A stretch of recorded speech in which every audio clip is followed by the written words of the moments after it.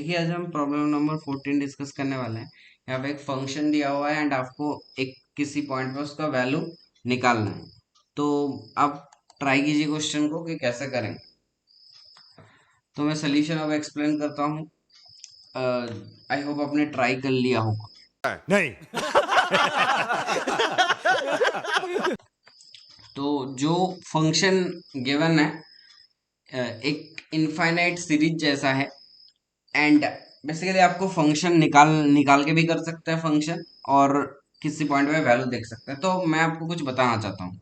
अभी देखिए इस तरह का एक पैटर्न है जहाँ पे ये फ्रैक्शंस क्रिएट हो रहे हैं। That means 2 into 4 by 1.3 into 5 plus 2 into 4 into 6 by 1 into 3 into 5 into 7, इस तरह से चीजें चल रहा है। तो आप अगर इस तरह का कोई मतलब मल्टीप्लिकेशन में न्यूमरेटर चल रहा है और डिनोमिनेटर भी किसी न किसी सीक्वेंस का मल्टीप्लिकेशन में चल रहा है, तो आप सोच सकते हैं दो अप्रोच में बताने वाला हूँ। एक तो आप सोच सकते हैं बाइनोमियल।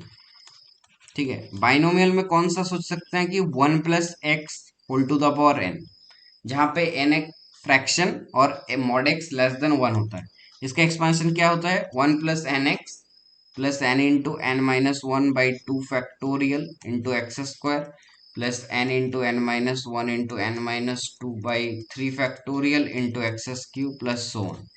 इस वाला एक्सपेंशन सोच सकते हैं, लेकिन क्या ये यहाँ पे लगेगा? तो आपको पता पड़ेगा कि ये नहीं लगेगा। क्यों नहीं लगेगा? क्योंकि यहाँ पे देखिए x के सारे पावर्स प्रेजेंट होने चाहिए, लेकिन अगर आप क्वेश्चन को ऑब्जर्व कर पा रहे हैं तो वहां पे देखिए इवेंट x के इवन पावर्स प्रेजेंट नहीं है। तो बाइनोमियल वाला अप्रोच यहाँ पे नहीं लगेगा।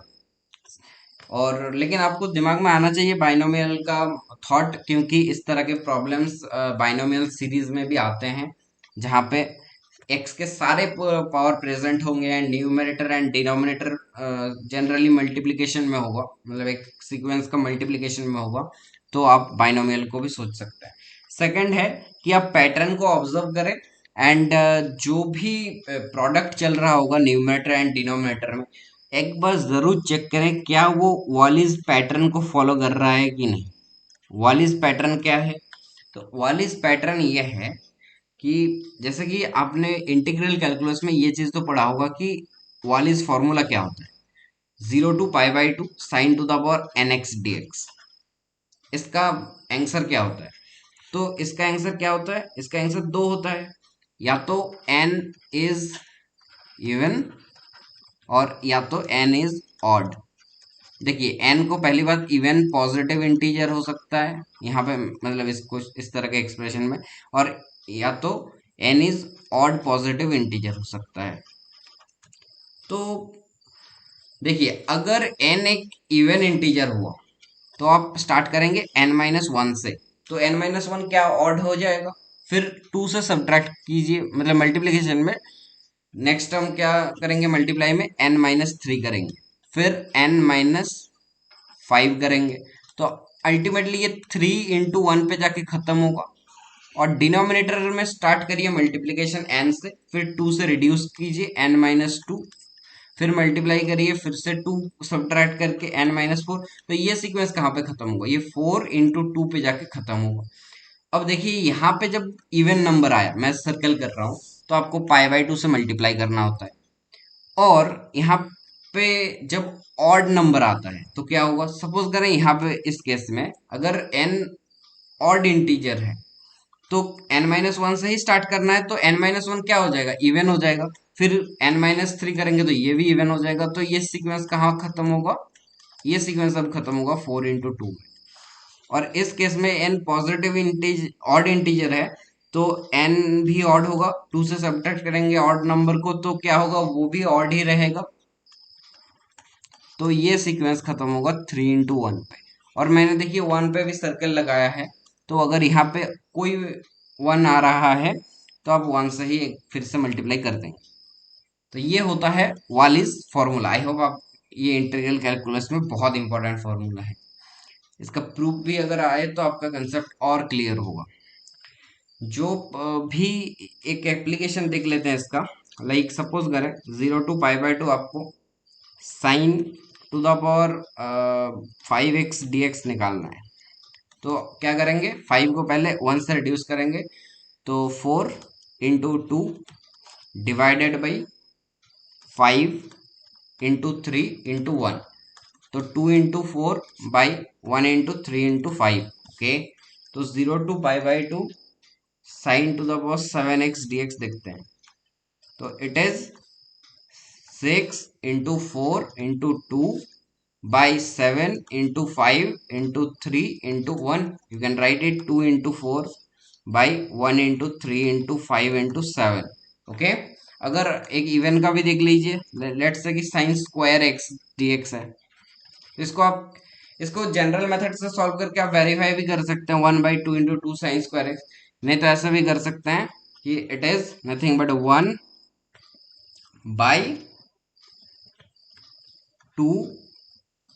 into π/2, that means π/4। इस तरह से आप इनको अप्लाई कर सकते हैं।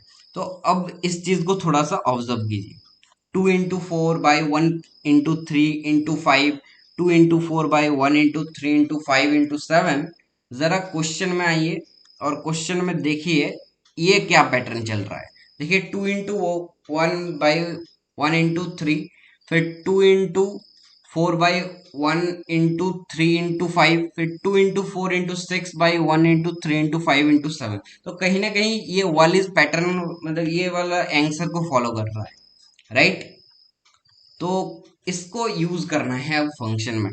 तो कैसे यूज करेंगे, तो ऐसे यूज करेंगे। देखिए जो भी फंक्शन दिया हुआ है उसका जो x, मतलब जो पावर, जो वेरिएबल चल रहा है, सपोज करें x का कोएफिशिएंट 1 है, x³ का 2/3 है, x⁵ का 2 into 4 by 1 into 3 into 5 है। तो ऐसे लिख सकते हैं क्या उसको, x into integral 0 to π/2 sine t dt। देखिए पहले वाले, मतलब पहला का कोएफिशिएंट क्या है, 1 है, तो 0 to π/2 साइन 2। फिर देखिए जो x³ के साथ दिया हुआ है, इस वाले पार्ट को ऑब्जर्व कीजिए, 2 into 4 by 1 into 3 into 5। तो ये तो है sign to the power 2 into 4 by 1 into 3 into 5, तो ये है sign to the power 5। Okay, तो देखिए जो 2/3 है उसको आप क्या लिख सकते हैं, 0 to π/2 sine cube t dt। फिर x⁵ के साथ जो है उसको आप लिख सकते हैं 0 to π/2 sine to the power 5t dt, plus so on, ऐसे चलता जाएगा, राइट। तो अगर देखिए टी टी टी तो टी एक वेरिएबल है, तो जो x है मैं इसको मल्टीप्लाई में ले सकता हूँ इंटीग्रल के अंदर, क्योंकि यहाँ पे ये कांस्टेंट की तरह ट्रीट होगा। x sine t dt plus integral 0 to π/2 x³ sine cube t dt plus integral 0 to π/2 x⁵ sine to the power 5 t dt and so on.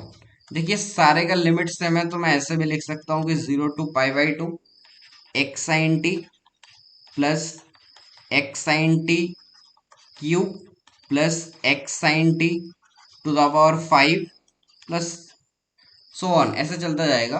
तो dt में अब देखिए x तो दिया हुआ है 0 to 1 के बीच में है, और आपको पता है कि साइन t भी एक्चुअली 0 to π/2 में 0 to 1 के बीच में ही है, तो mod x sine T less than 1 होगा। तो देखिए ये तो जीपी चल रहा है x साइन टी का, राइट, और ये इनफाइनाइट जीपी है, और हम फॉर्मूला लगा सकते हैं इनफाइनाइट जीपी का, क्या होता है a+ar+ar³ ऐसे जगह होगा तो क्या होता है a/1 - r होता है।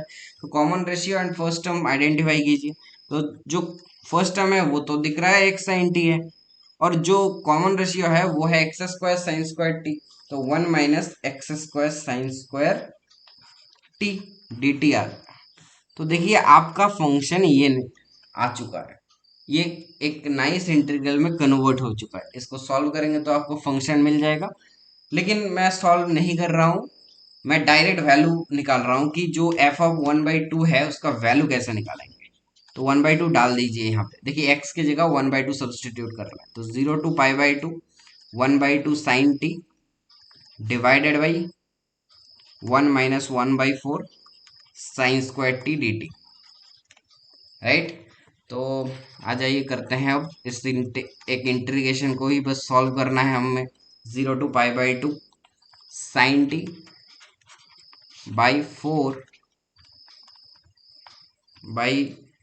4 माइनस साइन स्क्वायर टी। देखिए एक 2 शायद मल्टीप्लीकेशन में आएगा, 4 माइनस साइन स्क्वायर टी, और इधर से बाई 4 था तो that is 2 into D T, कुछ इस तरह का एक्सप्रेशन आएगा। तो देखिए तो f ऑफ 1/2 जो है ये आएगा 2 इंटीग्रल 0 to π/2 साइन टी। देखिए 4 माइनस साइन स्क्वायर टी, तो 4 को क्या लिख सकते हैं 3 + 1, तो you can right 3 + cos square T, right. अब देखिए जो f ऑफ 1/2 हुआ, क्या करेंगे कॉस्टी को कोई वेरिएबल सब्सटीट्यूट कर दीजिए, तो 1 to 0 into minus D U by 3 plus you square D U. तो आपने क्या किया, बेसिकली कॉस्टी को यू सब्सटीट्यूट कर दिया, तो minus sine T D T should equals to D U. तो माइनस साइन को इंटीग्रल लिमिट के साथ एडजस्ट कर सकते हैं, तो you can write it integral 0 to 1 D U by U square plus 3। तो ये तो स्टैंडर्ड इंटीग्रल है, अब इसमें वैल्यू निकाल लीजिए, तो क्या हो जाएगा 2/√3 into tan inverse u by √3 from 1 to 0। कौन सा फॉर्मूला लगाया गया है, dx/x² प्लस ए स्क्वायर क्या होता है 1/a into tan inverse x by A होता है। तो अब देखिए जो f ऑफ 1/2 है 2/√3 इंटू टेन इनवर्स 1/√3, मतलब क्या होगा क्या होता है π/6 या π/3, आई थिंक π/6 होता है, तो इट इज π/3√3। जीरो पुट करेंगे तो जीरो आ जाएगा। तो देखिए आपको दिया हुआ है कि इसका वैल्यू है π/a√b, तो आपको ये भी कंपैरिजन करना है। तो क्वेश्चन के according a√b should equals to π/a, हमारा आंसर आया है π/3√3, so you can say a = b = 3। तो आपका जो मॉड a प्लस बी होगा, आंसर क्या होगा मॉड 3 + 3, दैट इज एक्चुअली 6। तो इस तरह के क्वेश्चन एडवांस में बिल्कुल आ सकते हैं, एंड आपको मतलब बहुत सारे कंसेप्ट इसमें भी यूज हुआ है। तो ये क्वेश्चन मुझे अच्छा लगा, ये शायद फिट जी आइडियाज का प्रॉब्लम है। तो इस तरह के प्रॉब्लम आप अगर प्रैक्टिस ज़्यादा करेंगे तो एग्जाम रेलिवेंट चीज़ें भी करेंगे एंड अच्छे लेवल के प्रॉब्लम्स भी कर पाएंगे। तो आई थिंक वीडियो का डिस्कशन आज का अच्छा लगा होगा, और इस तरह के और भी प्रॉब्लम्स करने के लिए आप टेलीग्राम ग्रुप मैंने डिस्क्रिप्शन में दिया है, उसमें ज्वाइन हो सकते हैं, वहाँ पे भी मैं और भी क्वेश्चन शेयर करूँगा। Thank you.